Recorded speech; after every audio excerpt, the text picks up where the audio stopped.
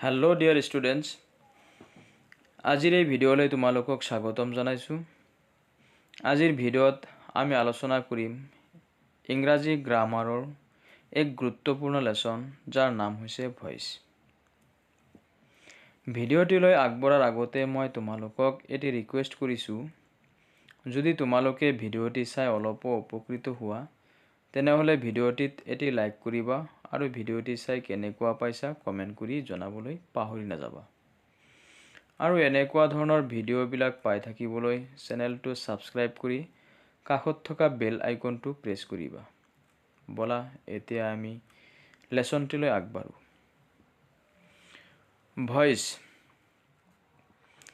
Voice দুই প্ৰকাৰৰ, এটা হ'ল এক্টিভ ভইচ আৰু এটা হ'ল পেছিভ ভইচ। তো আজি এই ভিডিঅ'ত আমি শিকিম এক্টিভৰ পৰা আমি কেনেকৈ পেছিভ কৰিব লাগে। তো এক্টিভৰ পৰা পেছিভ কৰোঁতে আমি 5টা চেণ্টেন্সৰ সন্মুখীন হ'ব লাগে। 5টা চেণ্টেন্সৰ প্ৰথমটো চেণ্টেন্স হ'ল এছাৰ্টিভ চেণ্টেন্স। তো এছাৰ্টিভ চেণ্টেন্সৰ এক্টিভ ভইচসমূহ আমি কেনেকৈ পেছিভ কৰিম তাৰ নিয়মসমূহ আমি চাই লওঁ। 1 নম্বৰত প্ৰথমতে আমি এক্টিভ ভইচত থকা অবজেক্টটো ছাবজেক্ট হিচাপে লিখিব লাগিব। 2 নম্বৰত এক্টিভ ভইচত থকা ভাৰ্বৰ টেন্স অনুসৰি ভইচৰ বিভাৰ্ব লিখিব লাগে। তৃতীয়তে ভাৰ্বৰ পাষ্ট পাৰ্টিচিপল ফৰ্ম লিখিব লাগিব।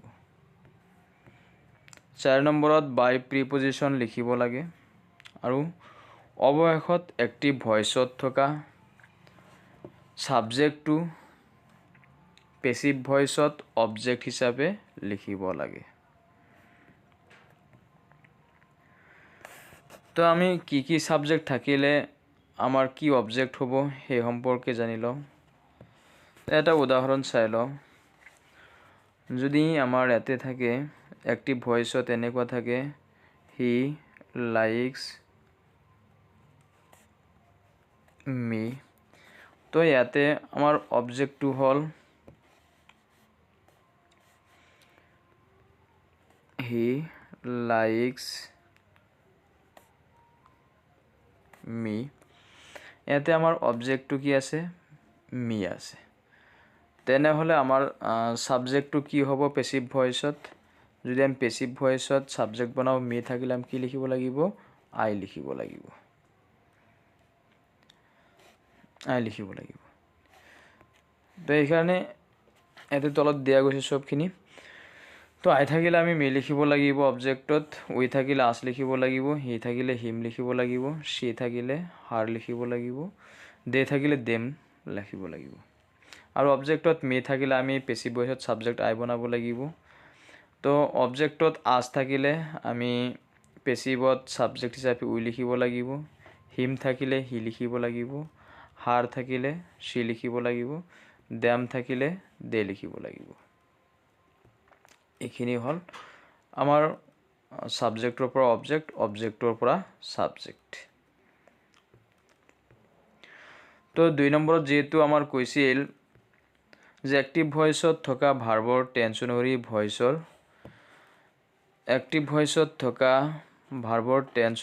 ভইচৰ বিভাৰ্ব লিখিব লাগে। তো সেইকাৰণে আমি বিভাৰ্বখিনি চাই লওঁ। কি টেন্স থাকিলে আমাৰ কি বিভাৰ্ব বহাব লাগিব। যদি আমাৰ প্ৰেজেণ্ট ইনডিফিনিট টেন্স হয় এক্টিভ ভইচটো, যদি এক্টিভ ভইচটো প্ৰেজেণ্ট ইনডিফিনিট টেন্স হয় তেনেহ'লে আমি পেছিভ ভইচত 2 নম্বৰ নিয়ম হিচাপে বিভাৰ্ব বহাব লাগিব এম, ইজ, আৰ। তো পেছিভ ভইচৰ ছাবজেক্টটো যদি আই হয় তেনেহ'লে আইৰ লগত এম বহাব লাগিব। যদি থাৰ্ড পাৰ্চন ছিংগুলাৰ নাম্বাৰ হয় তেনেহ'লে ইজ বহাব লাগিব। আৰু প্লুৰেল নাম্বাৰ ছাবজেক্ট হ'লে আমি আৰ বহাব লাগিব। যেনেকুৱা উই হ'লে উইৰ লগত আৰ বহাব লাগিব। দে হ'লে দেৰ লগত আৰ বহাব লাগিব। যেনেকুৱা থাৰ্ড পাৰ্চন ছিংগুলাৰ নাম্বাৰ যেনেকুৱা হি, সি, যিকোনো মানুহৰ নাম সেইবিলাকৰ লগত আমি ইজ বহাব লাগিব। তাৰপিছত যদি বাক্যটো এক্টিভ ভইচটো প্ৰেজেণ্ট কণ্টিনিউৱাছ হয় তেনেহ'লে আমি ভইচ চেঞ্চৰ পেচিভ ভইচত দ্বিতীয় নিয়ম হিচাপে এম বিং নাইবা ইজ বিং নাইবা আৰ বিং বহাব লাগিব। যদি ছাবজেক্টটো আই হয় তেনেহ'লে এম বিং। যদি ছাবজেক্টটো থাৰ্ড পাৰ্চন ছিংগুলাৰ নাম্বাৰ হয়, ধৰি লোৱা হ'ল হি আছে, এই হিৰ লগত ইজ বিং, ধৰি লোৱা হ'ল উই আছে, উই থাকিলে আৰ বিং বহাব লাগিব দ্বিতীয় নিয়ম হিচাপে। তাৰপিছত যদি এক্টিভ ভইচটো প্ৰেজেণ্ট পাৰফেক্টৰ হয়, তেনেহ'লে আমি পেচিভ ভইচত আমি বিভাৰ্ব হিচাপে বহাব লাগিব হেভ বিন নাইবা হেজ বিন। হেভ বিন বহিব আইৰ লগত, উইৰ লগত, ইউৰ লগত, দেৰ লগত, এইবিলাকৰ লগত হেভ বিন বহিব। আৰু যিবিলাক থাৰ্ড পাৰ্চন ছিংগুলাৰ নাম্বাৰ আছে যেনেকুৱা হি নাইবা সি নাইবা যিকোনো মানুহৰ নাম, ধৰিলোঁ মীনা, এইবিলাকৰ লগত হেজ বিন বহিব। আই উই ইউ দেৰ লগত হেভ বিন, আৰু হি সি বা যিকোনো মানুহৰ নাম, যিকোনো জীৱ জন্তুৰ নাম থাকিলে তেতিয়া হেজ বিন বহিব। তাৰপিছত এক্টিভ ভইচটো যদি পাষ্ট ইনডিফিনিট হয় তেনেহ'লে ভইচ চেঞ্চৰ পেচিভ ভইচত বিভাৰ্ব হ'ব ৱাজ ৱেৰ। ৱাজ হ'ব আইৰ লগত, হিৰ লগত, ছিংগুলাৰ নাম্বাৰৰ লগত ৱাজ, আৰু প্লুৰেল নাম্বাৰৰ লগত ৱেৰ ব্যৱহাৰ হ'ব। যদি এক্টিভ ভইচটো পাষ্ট কণ্টিনিউৱাছ হয় তেনেহ'লে আমাৰ পেচিভ ভইচত ছাবজেক্টৰ লগত ৱাজ বিং আৰু উইৰ বিং বহাব লাগিব দ্বিতীয় নিয়ম হিচাপে। তো ছিংগুলাৰ নাম্বাৰৰ লগত ৱাজ বিং আৰু প্লুৰেল নাম্বাৰৰ লগত উইৰ বিং বহাব লাগিব দ্বিতীয় নিয়ম হিচাপে ভইচ চেঞ্চত পেচিভ ভইচত। তাৰপিছত বাক্যটো যদি পাষ্ট পাৰফেক্ট হয় তেনেহ'লে আমি যিকোনো ছাবজেক্টৰ লগত হেড বিন বহাব লাগিব। যদি এক্টিভ ভইচটো পাষ্ট পাৰফেক্ট হয়, পেচিভ ভইচত দ্বিতীয় নিয়ম হিচাপে হেড বিন বহাব লাগিব। তো যদি ফিউচাৰ ইনডিফিনিট হয় এক্টিভ ভইচটো, তেনেহ'লে আমি পেচিভ ভইচত শ্বেল বি নাইবা উইল বি ব্যৱহাৰ কৰিব লাগিব। তাৰপিছত ফিউচাৰ কণ্টিনিউৱাছ হ'লে এক্টিভ ভইচটো উইল বি বিং ব্যৱহাৰ কৰিব লাগিব। ফিউচাৰ পাৰফেক্ট হ'লে উইল হেভ বিন ব্যৱহাৰ কৰিব লাগিব। তো এইখিনি আছিল আমাৰ ভইচ চেঞ্চৰ বিভাৰ্ব। তো আমি দেৰি নকৰাকৈ আমি উদাহৰণলৈকে যাওঁ। তো আমি 5টা নিয়ম ব্যৱহাৰ কৰি ধুনীয়াকৈ শিকোঁ। তো আমি প্ৰথমতে শিকিম এক্টিভৰ পৰা পেচিভ কৰিম। তো যিহেতু এক্টিভৰ পৰা পেচিভ কৰোঁতে 1 নম্বৰ নিয়মটো আছিল যে এক্টিভ ভইচত থকা অবজেক্টটো পেচিভত আমি ছাবজেক্ট বনাব লাগে। তো এক্টিভ ভইচত ইয়াতে দ্য কেণ্ডল অবজেক্ট হৈ আছে, তো আমি পেচিভ কৰোঁতে 1 নম্বৰ নিয়ম হিচাপে কি বনাম? ছাবজেক্ট বনাম। তো দ্য কেণ্ডল আছিল অবজেক্ট, ইয়াতে ছাবজেক্ট হৈ গ'ল। তাৰপিছত ভইচ চেঞ্চৰ দ্বিতীয় নিয়ম আছিল যে আমি এক্টিভ ভইচত থকা ভাৰ্বৰ টেন্স অনুসৰি আমি বিভাৰ্ব বহাব লাগিব। তো যিহেতু এক্টিভ ভইচত টেন্স আছে প্ৰেজেণ্ট ইনডিফিনিট টেন্স, তো ভাৰ্বৰ লগত এছ আছে মানে কি? Present indefinite tense. ভাৰ্ব 1 আছে, তো প্ৰেজেণ্ট ইনডিফিনিট থাকিলে আমাৰ বিভাৰ্ব আছিল প্ৰেজেণ্ট ইনডিফিনিটৰ বিভাৰ্ব আছিল এম ইজ আৰ।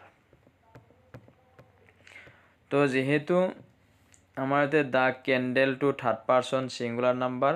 তো ইয়াৰ লগত এম ইজ আৰৰ পৰা ইজ টু ব্যৱহাৰ হ'ব। তাৰপিছত 3 নম্বৰ নিয়ম আছিল ভইচ চেঞ্চৰ 3 নম্বৰ নিয়ম আছিল যে ভাৰ্বৰ পাষ্ট পাৰ্টিচিপল ফৰ্ম লিখিব লাগে। তো 3 নম্বৰত কি আছে? 3 নম্বৰত তো ভাৰ্ব আছিল লাইটৰ ভাৰ্ব 3 হ'ল লাইটেড লাইটৰ ভাৰ্ব 3 লাইটেড বা পাষ্ট পাৰ্টিচিপল ফৰ্ম হ'ল লাইটেড 4 নম্বৰত লিখিব লাগে বাই 5 নম্বৰত লিখিব লাগে তো সাবজেক্ট এক্টিভ ভয়েসত থকা সাবজেক্টটো পেসিভ ভয়েসত অবজেক্ট হিচাপে লিখিব লাগে তো ইয়াতে আছিল হি তো হি থাকিলে আমাৰ কি হয় হি থাকিলে হয় হিম হি থাকিলে হিম হয় তো ইয়াতে হি আছিল তো আমাৰ ভয়েস চেঞ্জৰ পেসিভ ভয়েসত অবজেক্টটো কি হৈ গ'ল হিম হৈ গ'ল তো এনেকৈ আমি এক্টিভৰ পৰা পেসিভ কৰিব লাগিব দ্বিতীয়টো আছে চাই লোৱা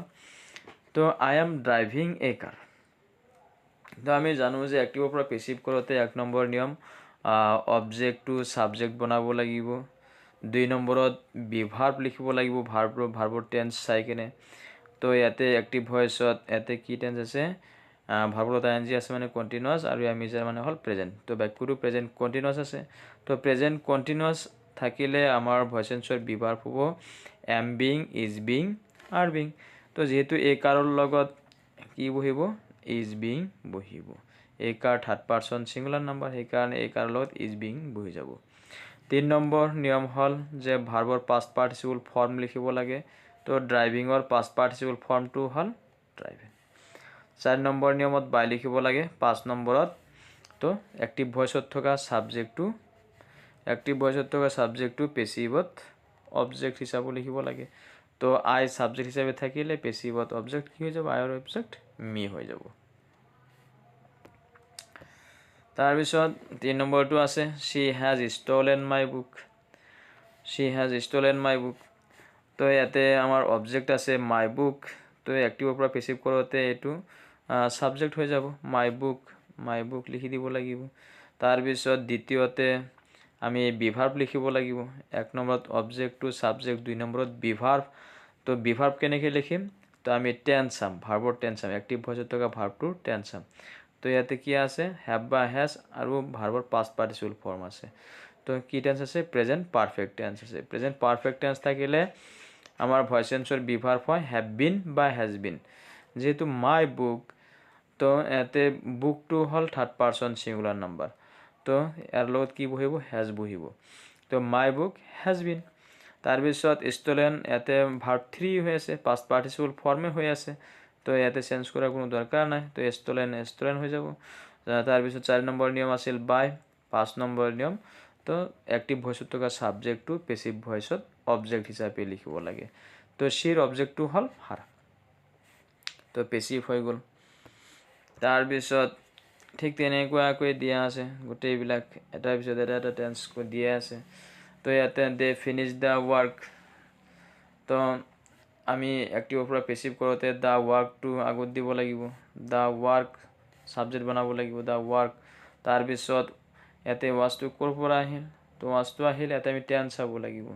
সাবজেক্ট ভার্ব টু তাৰপিছত অবজেক্ট মানে বাক্যটো পাষ্ট ইনডিফিনিট টেন্স হৈ আছে তো পাষ্ট ইনডিফিনিট টেন্স থাকিলে আমাৰ ভয়েস চেঞ্জৰ বিভাৰ্ব হয় ওয়াজ ওয়েৰ তো দ্য ওয়াৰ্কৰ লগত কি হ'ব ওয়াজ হ'ব দ্য ওয়াৰ্কৰ লগত ওয়াজ তাৰপিছত ফিনিশ্ডৰ ভাৰ্ব 3 হ'ল ফিনিশ্ড মানে পাষ্ট পাৰ্টিসিপল ফৰ্ম ফিনিশ্ড 4 নম্বৰ নিয়ম বাই 5 নম্বৰ নিয়ম দে থাকিলে আমাৰ অবজেক্ট কি হৈ যায় দেম হৈ যায় তো কি হৈ গ'ল এক্টিভৰ পৰা পেসিভ হৈ গ'ল একদম সহজ হয় তাৰপিছত 5 নম্বৰটো চাই লোৱা তো 5 নম্বৰত কি আছে 5 নম্বৰত আমাৰ আছে হি ওয়াজ রিভাইজিং হিজ বুকস তো এইটো কি আছে এক্টিভ ভয়েস আছে তো এক্টিভ ভয়েসৰ পৰা আমি পেসিভ কৰিম তো পেসিভ কৰোঁতে আমি কি কৰিম এক্টিভ ভয়েসত থকা অবজেক্টটো আমি পেসিভ ভয়েসত সাবজেক্ট বনাই দিম ইয়াতে কি আছে অবজেক্ট হিজ বুকস তো ইয়াতে হিজ বুকস হৈ যাব তাৰপিছত টেন্স অনুসৰি বিভাৰ্ব বহাই দিম তো ইয়াতে কি আছে পাষ্ট কন্টিনিউয়াস টেন্স আছে ওয়াজ রিভাইজিং তো পাষ্ট কন্টিনিউয়াস টেন্সৰ ভয়েস চেঞ্জৰ বিভাৰ্ব আছিল ওয়াজ বিং ওয়েৰ বিং তো ইয়াত যেহেতু প্লুৰেল নাম্বাৰ আছে সাবজেক্টটো তো আমাৰ কি হৈ যাব ওয়েৰ বিং হৈ যাব তাৰপিছত 3 নম্বৰ নিয়মটো হ'ল ভাৰ্বৰ পাষ্ট পাৰ্টিচিপল ফৰ্ম লিখিব লাগে তো ৰিভাইজিংৰ ভাৰ্ব 3 হ'ল ৰিভাইজড লিখি দিলোঁ 4 নম্বৰ নিয়মত কি হ'ব বাই 5 নম্বৰ নিয়মত হি থাকিলে হিম তাৰপিছত 6 নম্বৰত চোৱা তো 6 নম্বৰত আছে আই হ্যাড কমপ্লিটেড দ্য এছাইনমেণ্ট তো এইটো এক্টিভ আছে এক্টিভৰ পৰা আমি কি কৰিম পেছিভ কৰিম তো পেছিভ কৰোঁতে ইয়াৰ যেটো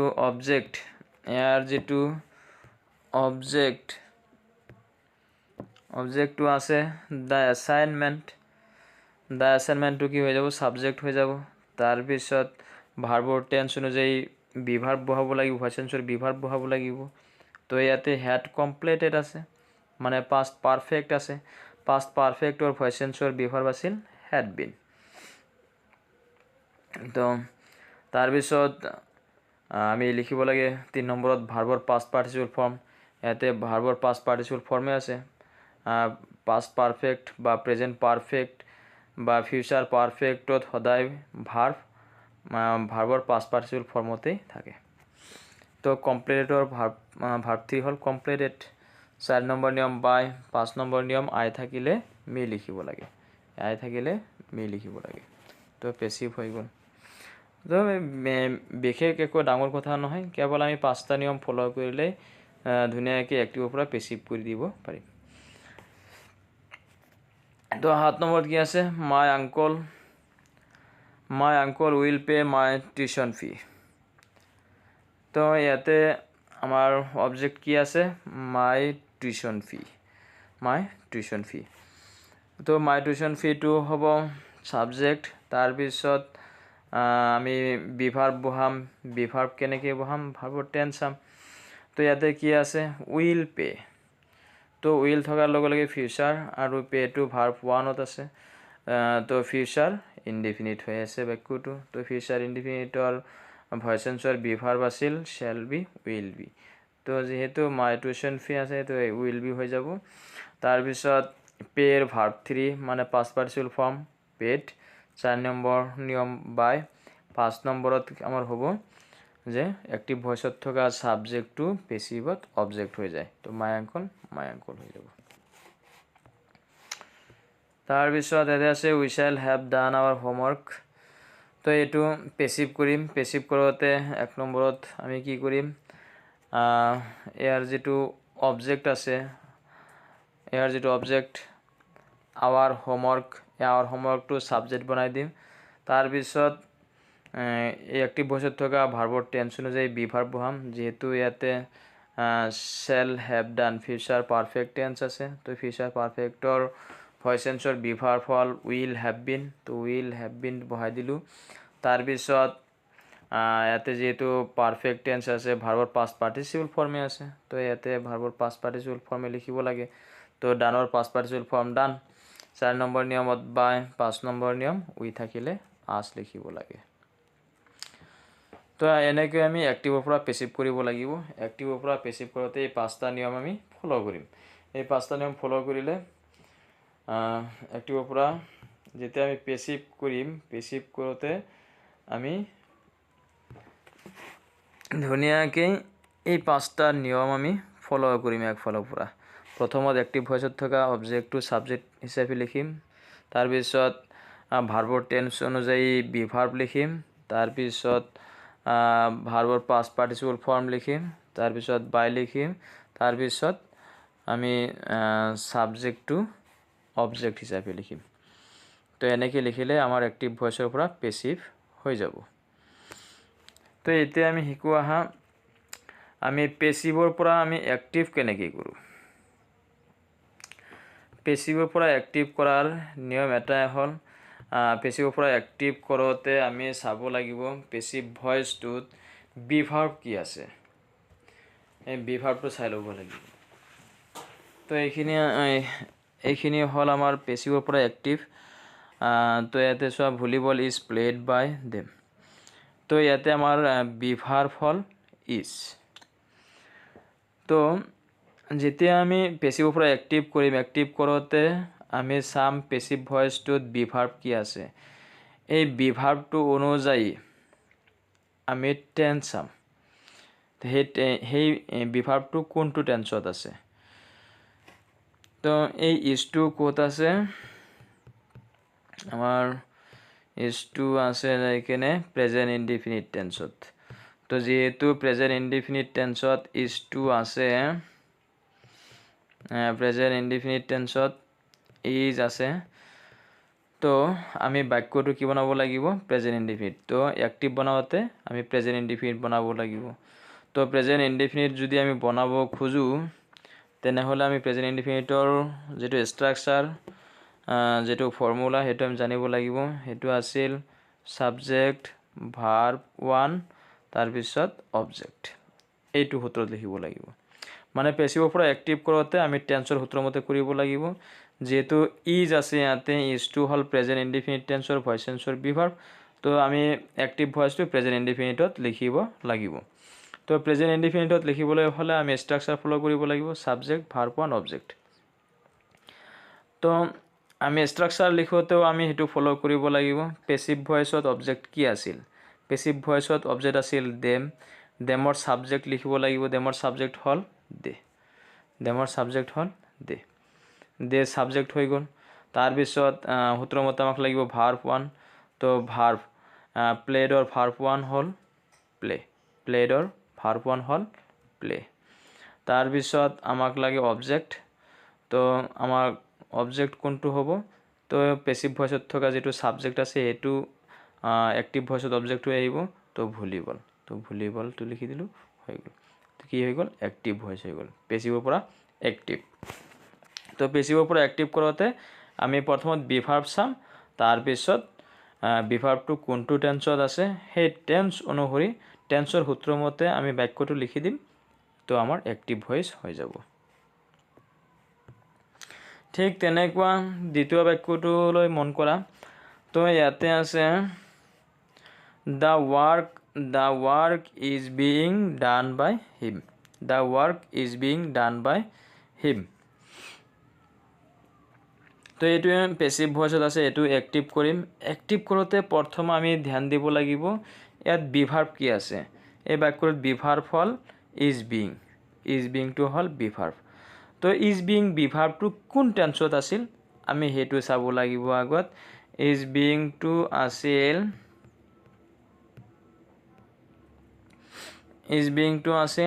প্ৰেজেন্ট কন্টিনিউয়াস টেন্সত সো আমি সেই বাক্যটোৱে আমি বনাব লাগিব প্ৰেজেন্ট কন্টিনিউয়াস টেন্সত বনাব লাগিব তো প্ৰেজেন্ট কন্টিনিউয়াসৰ স্ট্ৰাকচাৰটো আছিল সাবজেক্ট তাৰ পিছত am is are তাৰ পিছত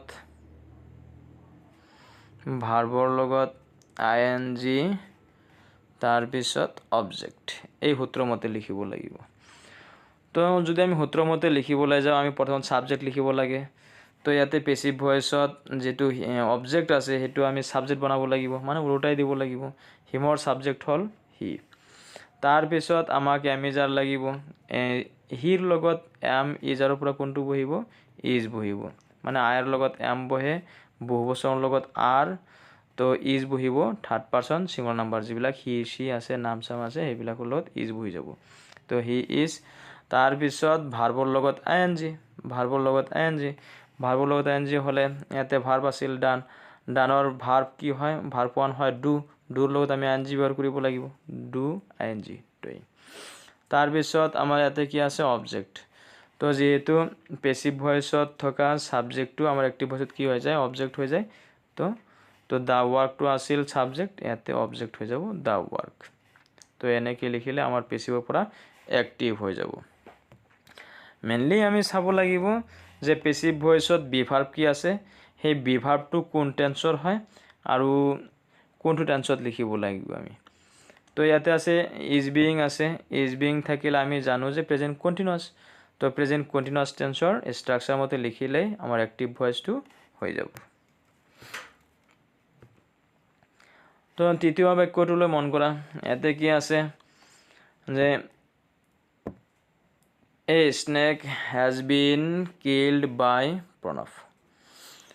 তো এটো পেসিভ ভয়েস হয় পেসিভৰ পৰা অ্যাক্টিভ কৰিম পেসিভৰ পৰা অ্যাক্টিভ কৰোতে প্ৰথমতে আমি সাবজেক্ট লিখিব লাগিব সাবজেক্ট লিখাৰ পিছত আমি চাব লাগিব ইয়াতে কি আছে বি ভাৰ্ব হ্যাজ বিন আছে হ্যাজ বিন টু কোন টেন্সৰ বি ভাৰ্ব হয় প্ৰেজেন্ট পাৰফেক্ট টেন্সৰ তো প্ৰেজেন্ট পাৰফেক্ট টেন্সৰ বি ভাৰ্ব হ্যাজ বিন তো আমি প্ৰেজেন্ট পাৰফেক্ট টেন্সত লিখিব লাগিব বাক্যটো প্ৰেজেন্ট পাৰফেক্ট টেন্সৰ ষ্ট্ৰাকচাৰটো কি আছিল সাবজেক্ট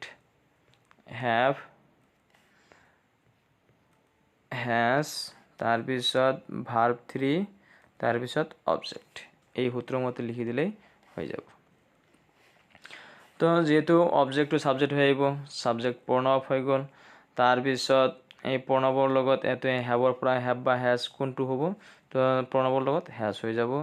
তাৰপিছত যেহেতু ভাৰ্ব 3 আছে এতেও ভাৰ্বৰ পাস্ট পাৰ্টিসিপল ফৰ্ম এটো ভাৰ্বৰ পাস্ট পাৰ্টিসিপল তো কিলৰ ভাৰ্ব 3 হ'ল কিল্ড তাৰপিছত লাষ্টত কি আছে অবজেক্ট অবজেক্ট কি হ'ব পেসিভ ভয়েসত থকা সাবজেক্টটো এক্টিভ ভয়েসত অবজেক্ট হৈ যাব তো এইখিনি হল পেসিভৰ পৰা এক্টিভ কৰাৰ নিয়ম তো বাকিখিনিও একে নিয়মতে কৰি দিয়া আছে তো আশা কৰোঁ তোমালোক সকলে বুজি পাইছা ধুনীয়াকৈ বুজি পাইছা যদি কোনো ডাউট থাকে তেনেহলে কমেন্টত জনাবা তো আজি বেছি দীঘলীয়া কৰিব নোখোজো তোমালোকে এই হোমৱৰ্ক তিনিটা কৰিবা তোমালোকে এই হোমৱৰ্ক তিনিটা কৰি কেনে মোৰ এই হোৱাটছআপ নাম্বাৰত সেন্ড কৰি দিবা মই চাই দিম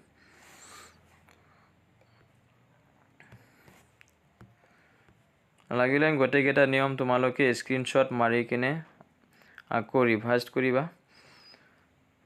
ভালদৰে বুজাৰ চেষ্টা কৰিবা মই আশা কৰোঁ তোমাৰ সকলোৱে ভালদৰে বুজি পাবা তো আজি ইমানলৈকে শেষ কৰিছোঁ ধন্যবাদ